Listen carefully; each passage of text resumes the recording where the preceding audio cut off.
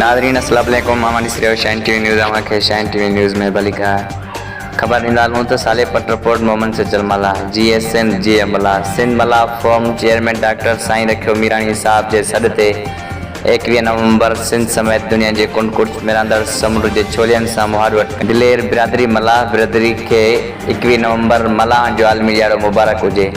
ये programme general secretary मोहतरम जनाब अर्ज मोहम्मद मीरानी के ज़ेर निगरानी रोशनाबाद में मल्हायो पियो वञे।